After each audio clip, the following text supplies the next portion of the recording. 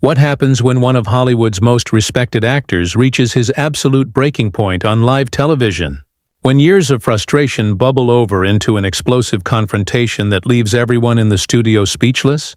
Today we're diving into the moment Samuel L. Jackson completely lost it on Good Morning America. And trust me, you won't believe how this all went down.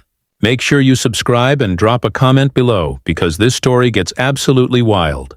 The morning started like any other at the Good Morning America studio in Times Square. Samuel L. Jackson was scheduled for what should have been a routine promotional interview for his latest film. The legendary actor, known for his commanding presence and no-nonsense attitude, settled into the iconic interview chair across from Michael Strahan. The cameras rolled. The red light signaled they were live, and what happened next would become one of the most shocking moments in morning television history. Michael Strahan, with his trademark smile, began the interview in his usual upbeat manner. "Samuel, great to have you back on Good Morning America. Your new film is generating quite a buzz, but before we get into that, I want to ask you about some comments you made last week regarding diversity in Hollywood." Jackson's expression immediately shifted. His jaw tightened slightly and there was a noticeable pause before he responded. "Which comments specifically are you referring to, Michael?" "Well, you mentioned that despite all the talk about progress, you feel like Hollywood is still playing games when it comes to real representation. Some people took that as you being overly critical of an industry that has given you tremendous success." The tension in the room was palpable. Jackson leaned forward in his chair, his voice taking on that familiar edge that moviegoers know all too well. "Overly critical? Michael, let me ask you something. How long have you been in television?" Strahan seemed caught off guard by the question. "Well, I've been with Good Morning America for about 8 years now, but I've been in broadcasting for quite a while." 8 years, Jackson repeated, nodding slowly. "And in those 8 years, how many times have you been asked to tone down your opinions about issues that matter to you? How many times have you been told that speaking your truth might hurt your career?" "Samuel, I think we might be getting a little off track here," Strahan attempted to redirect, but Jackson was just getting started. "No, we're right on track. See, this is exactly what I'm talking about. The moment I mention the word diversity, suddenly I'm being overly critical. The moment I point out that we're still fighting the same battles we were fighting 20 years ago, suddenly I need to be grateful and quiet." The camera operators in the studio exchanged glances. This was clearly not going according to the planned script. Strahan tried to maintain his composure, but you could see the wheels turning as he attempted to regain control of the interview. "I don't think anyone is asking you to be quiet, Samuel. You're one of the most successful actors of our time. Your voice carries tremendous weight in Hollywood." Jackson's laugh was sharp and humorless. "My voice carries weight? Michael, do you know how many times I've walked into meetings where I was the only person who looked like me? Do you know how many times I've had to explain why representation matters? Why telling diverse stories isn't just good business? It's the right thing to do." "But surely you've seen progress over your career," Strahan countered, trying to find some middle ground. "Progress?" Jackson's voice rose slightly and you could feel the energy in the studio shift. "Michael, progress is not having one or two faces that look like ours in positions of power and calling it a day. Progress is not putting a diverse cast in a movie and then having the marketing department whitewash the posters for international markets." The control room was likely in chaos at this point, with producers scrambling to figure out whether to cut to commercial or let this play out. Strahan, to his credit, pressed on, but you could see he was walking into deeper waters than he had anticipated. "Samuel, I hear what you're saying, but don't you think focusing on these issues might overshadow the positive work you're trying to promote?" That question hit like a lightning rod. Jackson's entire demeanor changed in an instant. His eyes narrowed, and when he spoke, his voice carried that commanding presence that had made him a legend on screen. "Overshadow the positive work?" he repeated slowly. "Michael, let me tell you something. Every single role I take, every project I attach my name to, every time I step in front of a camera, I'm carrying the hopes and dreams of people who look like me and see themselves in what I do. That's not a burden, that's a responsibility." The studio fell silent as Jackson's words hung in the air. Strahan shifted uncomfortably in his chair, clearly realizing he had pushed into territory he wasn't prepared for. But instead of backing down, he made the decision that would turn this interview into television history. Samuel, with all due respect, isn't it possible that sometimes focusing too much on these issues can actually create division rather than unity? The question landed like a bomb. Jackson's face went through a series of expressions, from disbelief to anger to something that looked almost like pity. When he finally spoke, his voice was dangerously quiet. Create division? Michael, are you seriously sitting there on national television suggesting that me speaking about inequality is what's causing the problem? That's not what I meant, Strahan quickly tried to clarify, but Jackson was already shaking his head. No, that's exactly what you meant. This is the problem right here. This is what I'm talking about. The minute someone like me stands up and says, "Hey, we've got some issues to address," suddenly I'm the one creating division. Suddenly I'm the angry black man who needs to calm down and be grateful. Strahan's media training was clearly kicking in as he attempted damage control. Samuel, I think there might be a misunderstanding here. There's no misunderstanding, Michael. You asked me a question, and I gave you an honest answer. But apparently, honest answers make people uncomfortable when they come from someone who looks like me. The tension was now crackling through the television screens of millions of viewers across America. Social media was already exploding with clips and reactions. But in that studio, it felt like the whole world had narrowed down to these two men and their fundamental disagreement. "Look," Strahan said, leaning forward, "I'm just trying to have a balanced conversation here." Jackson let out a laugh that had no humor in it whatsoever. Balanced? Michael, when was the last time you asked a white actor if they were being too critical when they talked about issues they cared about? When was the last time you suggested that Robert Downey Jr. was creating division when he spoke about mental health? When did you tell Meryl Streep she needed to tone it down when she talked about women's rights? That's different, Strahan began, but Jackson cut him off with a gesture that silenced the entire studio. Different how? Different because they're white? Different because when they speak passionately about causes they believe in, it's called advocacy. But when I do it, it's called being divisive? The cameras continued rolling, capturing every moment of this unprecedented confrontation. Jackson wasn't shouting, but his controlled intensity was somehow more powerful than any raised voice could have been. Samuel, I think you're putting words in my mouth, Strahan protested. Am I? Because from where I'm sitting, it sounds like you're doing exactly what everyone else does, asking me to package my truth in a way that doesn't make anyone uncomfortable, asking me to smile and nod and be grateful for the scraps while pretending the table isn't still tilted.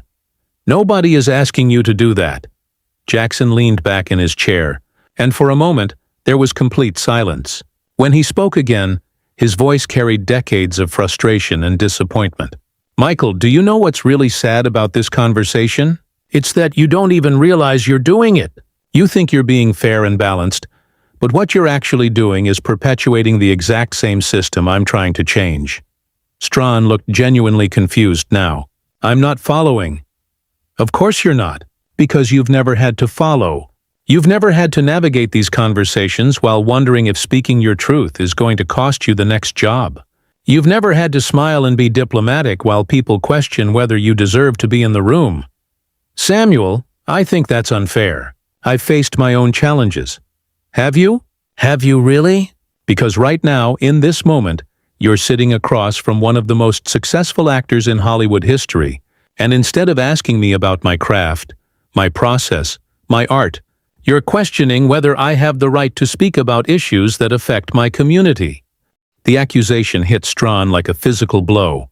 You could see him processing Jackson's words, and for the first time in the interview, he looked genuinely rattled. The seasoned television host, known for his ability to handle any situation with charm and professionalism, was clearly out of his depth. Samuel, that's not fair. I ask tough questions to all my guests. It's my job. Jackson's response was immediate and devastating. Your job, Michael? Your job is to make people feel comfortable, so they'll keep watching. My job is to tell the truth, even when it makes people uncomfortable. We are not the same. I resent that implication, Strahan shot back, and for the first time, you could hear real defensiveness in his voice. "You resent it? You resent it?" Jackson's voice finally began to rise, and the legendary actor's famous intensity was now on full display. "I've been sitting here for 10 minutes while you've basically told me that speaking about inequality is divisive, that advocating for my community creates problems, and that I should be more grateful for my success. And you resent my implication that you're not doing your job properly?" The studio was completely silent except for the hum of the cameras. Even the crew members had stopped moving, transfixed by what was unfolding before them. "Samuel, I never said you should be more grateful," Strahan tried to defend himself. "You didn't have to say it. It's been hanging over this entire conversation like a cloud. The subtext of every question you've asked is, why can't you just be happy with what you have? Why do you have to keep stirring the pot? Why can't you be like the safe, non-threatening version of success that makes everyone comfortable?" Jackson stood up from his chair, and the action sent a ripple of tension through the entire studio. He wasn't walking away, but the gesture was unmistakable. This was a man who had reached his absolute limit. "You know what the real problem is, Michael? The real problem is that people like you think that because you're sitting in that chair, because you're asking the questions, you somehow get to determine what's acceptable for people like me to feel passionate about." Strahan remained seated, but you could see him struggling to regain control of the situation. "Samuel, please sit down. Let's have a rational conversation about this." "Rational?" Jackson's laugh was sharp and bitter. "There's nothing irrational about what I'm saying. What's irrational is a system that expects me to be grateful for the opportunity to be questioned about whether I have the right to speak my mind. Nobody is questioning your right to speak your mind, aren't you? Because that's exactly what you've been doing for the last 15 minutes. You've questioned my tone, my approach, my focus, and my impact. You've suggested that my advocacy creates division. You've implied that I should be more diplomatic. If that's not questioning my right to speak my mind, then what is it?" The cameras captured every moment of Jackson's controlled fury. This wasn't a tantrum or an emotional outburst. This was a masterclass in righteous anger, delivered with the precision and power that had made Jackson one of the most compelling actors of his generation. Strahan made one more attempt to salvage the interview. "Samuel, I think we've gotten off on the wrong foot here. Can we start over?" Jackson looked at him with an expression that was equal parts disappointment and disbelief. "Start over? Michael, you can't unsay what you've already said. You can't unask the questions you've already asked. You can't pretend that the last 20 minutes didn't happen. So what do you want me to do?" "I want you to understand that this conversation, right here, right now, is exactly why these issues matter. This is exactly why I can't just smile and talk about my movies and pretend everything is fine." Jackson moved closer to Strahan, and his voice dropped to that dangerous whisper that every movie fan recognized. "You want to know what creates division, Michael? It's not people like me speaking truth to power. It's people in positions of influence who think they can tone police how we express our frustration with a system that still sees us as problems to be managed rather than voices to be heard." The studio was so quiet you could hear a pin drop.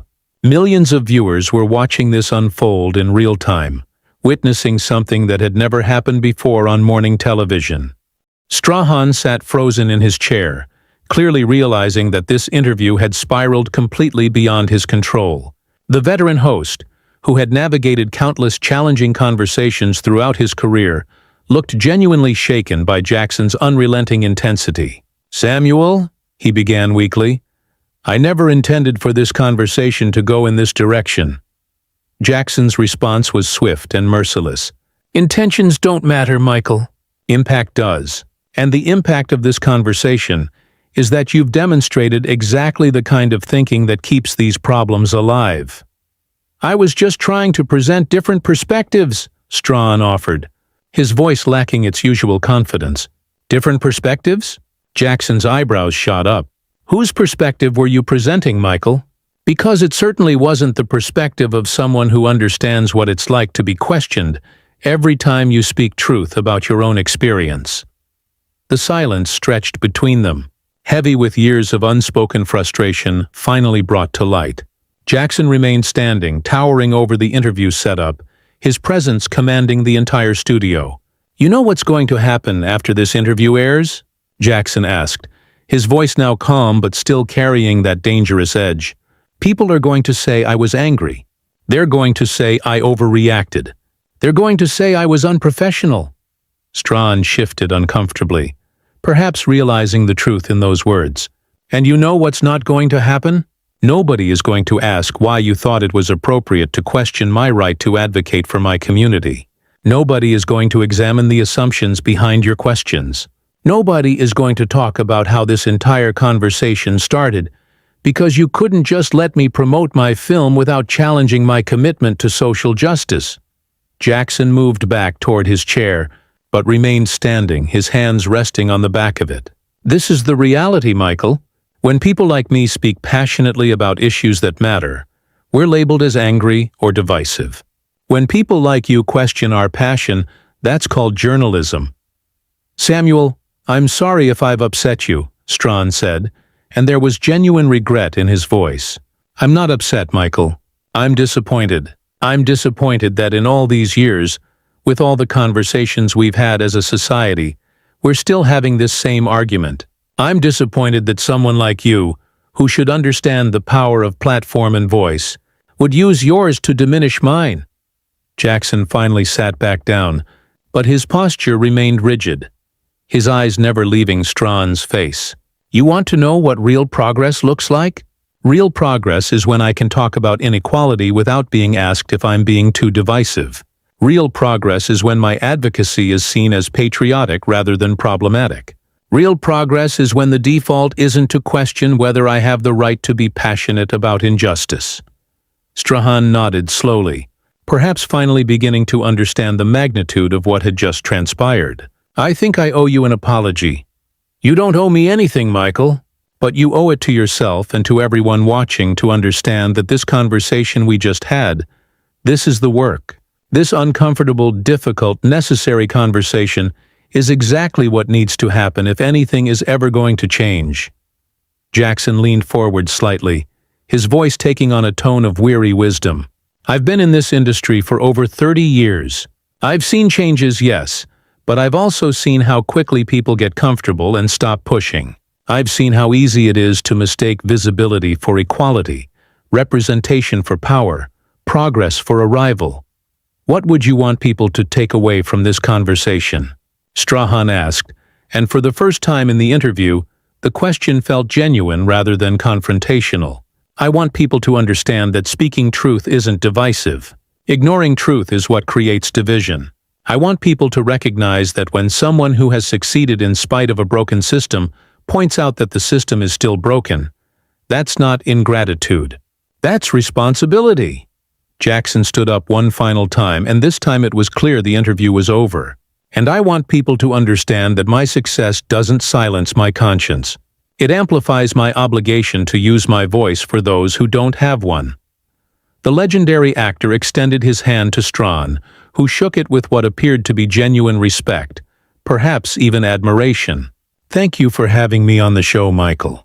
I hope this conversation helps people think differently about what it means to advocate for change."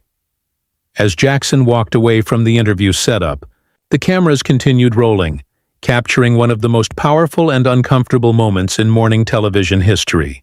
The studio remained silent for several beats, the weight of what had just occurred settling over everyone present. And that's how one of Hollywood's most respected actors delivered a masterclass